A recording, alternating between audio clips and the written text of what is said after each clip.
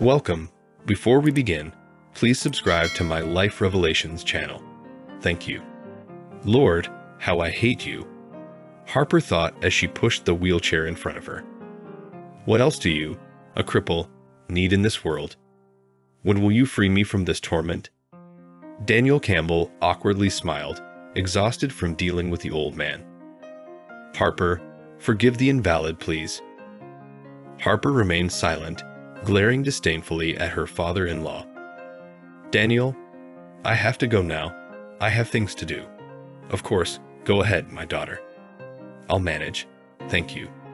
The sun was shining brightly outside, birds were chirping cheerfully, and children were playing together by the sandbox. But neither the beautiful weather nor her father-in-law's gratitude lifted her spirits. It was another day wasted in chores, taking care of the detested invalid. Harper briskly walked towards the city center, where a luxurious car awaited her around the corner. As Harper jumped into the car, she landed straight into the arms of her lover. Nicholas greeted her with a passionate kiss. He's such a handsome man, she thought once again, closing her eyes in pleasure. And indeed, Nicholas was irresistible. Young, 10 years younger than Harper, with a tall figure, well-built muscles, a flat stomach, wavy thick hair, and the gait of a professional dancer. Finally, Nicholas pulled away from the kiss. Harper, the guy lazily muttered, honestly, I'm tired of always hiding and meeting secretly from your father-in-law. Nicholas, we have to wait. Harper affectionately tousled her lover's wavy hair. He won't live for much longer anyway. He's seriously ill through and through. If only you knew how sick I am of this old man. I can't take it anymore. The guy pouted his lips. Why put up with it? If you keep taking care of him, he'll live another 20 years. Life will pass us by, and I'm young. I want to live now. Well, I don't know, the woman sighed. We don't have a choice. We can't actually kill him. Besides, I'll be the prime suspect as his heiress. Why jump to killing? We can just not bother too much with his treatment, Nicholas suggested. Harper shook her head in doubt, as such thoughts had been crossing her mind more and more often.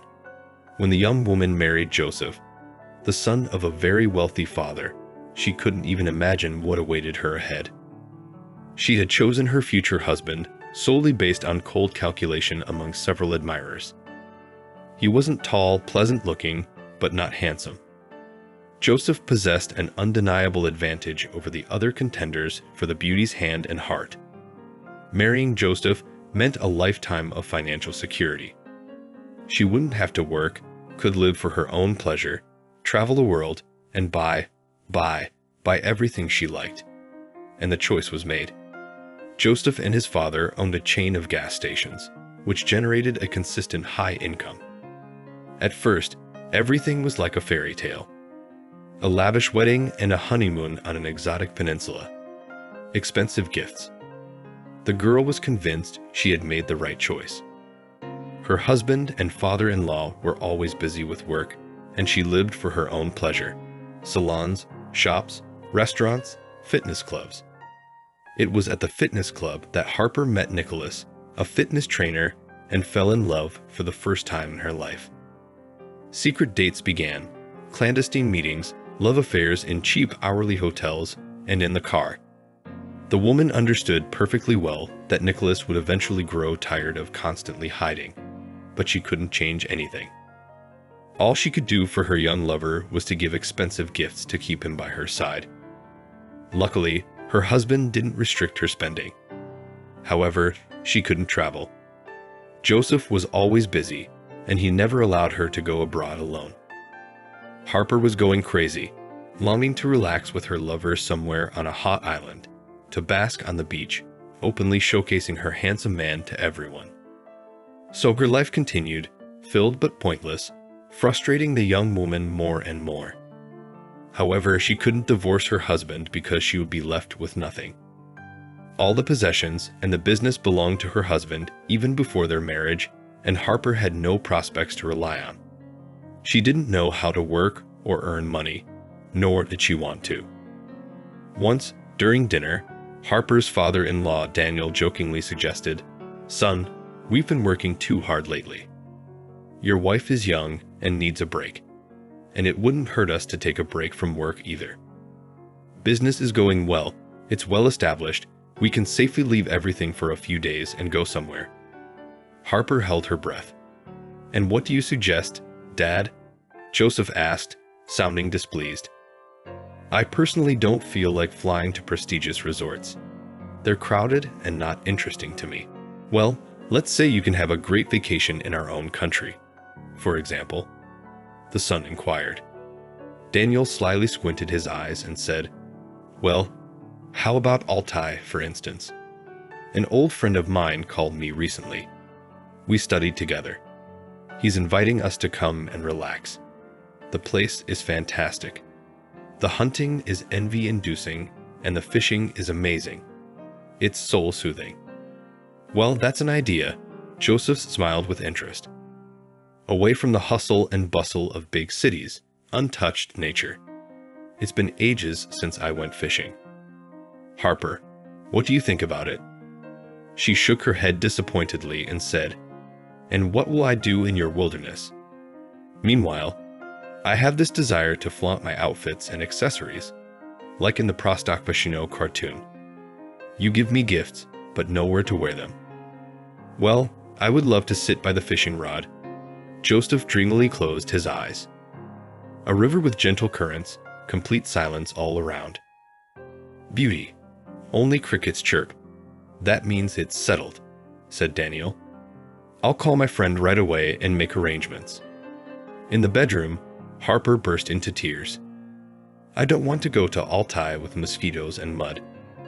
I want to go to the seaside. I can't take it anymore. You're never here with me. You don't think about me. You've stopped loving me, haven't you?" "Oh, Harper, why would you think that?"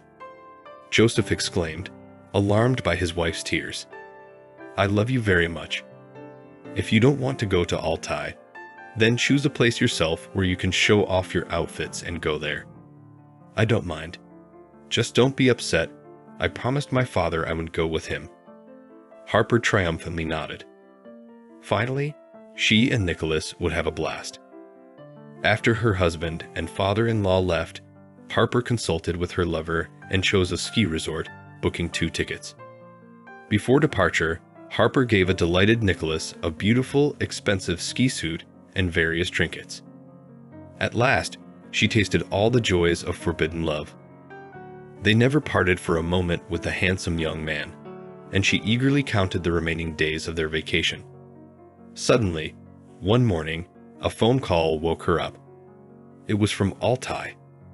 "Harper, it's really difficult for me to tell you this, but something terrible has happened," the voice from Altai said. "What happened?" "Is my husband and father-in-law in trouble. The boat capsized. Daniel Campbell survived and is currently in intensive care. But Joseph. What about Joseph? Unfortunately, your husband didn't make it. The current was too strong. Divers are searching the bottom, but so far, without success. I'm taking the first plane out." Harper hung up the phone and woke up her lover. "Wake up, Phil. We need to get ready." "I heard everything," Nicholas said discontentedly. "Well, you're getting ready. Why should I? I'm staying." "Nicholas, you don't understand." Harper's eyes gleamed with feverish excitement. "My dream is coming true. My husband is gone. It's uncertain if my father-in-law will survive or not. I'm incredibly wealthy now. We're rich together." The guy immediately jumped out of bed and twirled Harper around the room. As it turned out, Daniel Campbell had suffered a spinal injury and was paralyzed, and Joseph's body was never found. Joseph's funeral was purely nominal. They buried an empty coffin. Since then, Harper's life has been filled with unpleasant troubles. She had to constantly take care of her father-in-law, although most of the care was taken on by a caregiver. The woman herself couldn't stay idle. After all, she happened to be the sole heiress of a vast fortune. But Harper's patience, along with her young companions, was nearing its end. The old man, although confined to a wheelchair, remained overall healthy and had no intention of dying. Day after day, the woman grew more resentful towards Daniel. Harper couldn't help but reflect on the fate that had prepared such trials for her. Even on Nicholas, who persistently tormented her with his whining. Finally, she couldn't take it anymore. Damn it all. And one morning, Harper woke up early, gathered all her precious belongings, and took out all the cash from the safe. She called her lover and asked him to come to her immediately. After thinking for a moment, the woman left a note for Daniel. "Father, forgive me. I can't wait for you to wake up. My relatives are in big trouble. I had to take all your money. I'm sorry. I will return it once everything is resolved. Don't look for me. Harper." It was necessary to do this. Otherwise, her father-in-law might involve the police, but this way, she could buy some time. Nicholas was already waiting for her in the car around the corner. "Dreams do come true," the guy joked. Harper laughed. Freedom, freedom, and wealth. She opened the case slightly to show her lover the thick bundles of bills and precious items. "In essence, I robbed my father-in-law, but we deserve it." And so, joyful days and nights filled with wild love and luxury flowed for Harper. But unfortunately, after some time, Harper began to notice that Nicholas was spending less and less time with her. The woman grew angry. "Nicholas, what's going on? Have you fallen out of love with me? You're always ogling those young flirts." "Harper, let's not have scenes of jealousy. Stop it. I'm right here with you. What more do you need? And as for the girls, well, I have eyes, and I appreciate the beauty of youth. You can't take away youth. And compared to them, you fall short." Harper became nervous and cried, but she couldn't bring herself to leave the young handsome man. It was beyond her strength. But, like everything in the world, the beautiful life of the enamored woman also came to an end, and it ended very cruelly. One day, she woke up and didn't find Nicholas by her side. After searching the entire house, she discovered a note pinned to the front door. "We had a great time together, and I'm grateful to you. But forgive me, I can't continue with you. I borrowed your cash and precious items. You understand, life on the coast is expensive. I know you won't run to the police. After all, the money, in a sense, doesn't belong to you." Her vision darkened, and her heart felt shattered. "Traitor, scoundrel," Harper sobbed. "How could you dare? What am I supposed to do now?" The woman had nowhere to go, except one option: returning to her homeland. When Harper stepped off the plane in her hometown, she had very little money left, and she knew that it would eventually run out. What would she do then? She thought of returning to Daniel, throwing herself at his feet, apologizing for the robbery or something along those lines. He was already an old man, and she was the only thread connecting him to his deceased son. Despite the 2 years that had passed, Harper decided to seek his forgiveness and return to her former home. Approaching the house she had so treacherously abandoned, she felt a sense of fear. What if Daniel Campbell had already passed away, and now some distant relative or peer owned the property? As Harper entered the yard, she suddenly noticed a baby carriage on the lawn and an old man leaning over it. "Hello," the woman greeted loudly. "Can I see Daniel Campbell?" "You can." "Why not?" The old man turned towards the guest, and Harper couldn't believe her eyes. Before her stood her father-in-law, perfectly healthy and standing on his own 2 feet. "Daniel Campbell, how is this possible? Are you well? Please accept my congratulations." "And do you think I need your congratulations?" The father-in-law responded indifferently. "Forgive me, Daniel. I'm the one to blame in front of you, but believe me, I didn't want any of this. It's all a series of circumstances." I know perfectly well that your series of circumstances goes by the name Nicholas. I've known it for a long time. Suddenly, the baby started crying, and the old man took the child in his arms. Harper, blushing and flustered, composed herself and asked in a pleading tone, "Whose baby is this?" Rocking the infant, Daniel proudly whispered, "This is my grandson, Benjamin Kelly." Harper's face flushed with blotches as she questioned, "Kelly, you must be joking." "No jokes here." The old man gently placed the baby back. He took out his phone, dialed a number, and spoke briefly. "We have guests."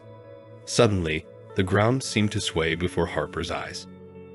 From the house, a young and serious-looking woman came out to meet her, accompanied by Joseph. He was alive and unharmed. "This can't be," Harper whispered in shock. "It's not true." The woman took the baby and returned to the house, while Joseph approached his father and ex-wife. "Well, hello, Harper," Joseph greeted. "Joseph, how did this happen?" the woman asked, still finding it hard to believe. "Joseph, you're alive. I'm so happy." "Yes, as you can see, I survived. Although not thanks to your prayers. The current carried me away and washed me ashore. My wife, Oksana, whom you just saw, saved me and cared for me. For 6 months, I had no memory, but it returned along with my health, and I fell in love with Oksana. However, being an honorable and married man, I decided to return to my wife, whom I believed was crying and mourning for me. But no, I was only found abandoned, left under the care of my disabled father's caretaker, and to make matters worse, robbed by my own fiancé." Joseph turned away from Harper with condemnation. "How was life on the coast with your young lover, funded by our money?" Harper, the former father-in-law, asked. "All right, enough of her," Joseph stated, looking at Harper disdainfully. "I hope you'll be happy.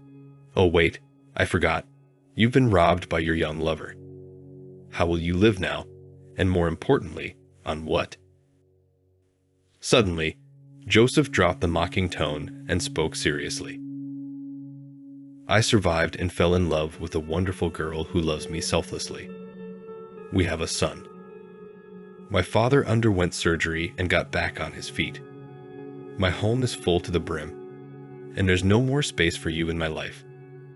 We forgive you for the robbery, but only as long as you don't dare to show up on the doorstep of our house again. Now, leave." Harper, feeling numb and devoid of all senses, slowly made her way to the exit, tears streaming down her face unnoticed. Thank you so much for watching. I hope you enjoyed the story. Subscribe to my channel and watch my other videos.